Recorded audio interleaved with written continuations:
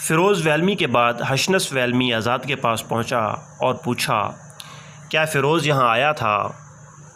آزاد نے جواب دیا، ہاں آیا تو تھا، اور اس پر آزاد کے حوالے سے جو کچھ بیتی تھی سارا کچھ جلدی جلدی بیان کر دیا اور کہا، دیکھ تو بھی ہوشیار رہے، کیونکہ اسود انسی نے اپنے موکل چھوڑ رکھے ہیں جو ہماری ایک ایک بات اسود انسی تک پہنچا دیتے ہیں۔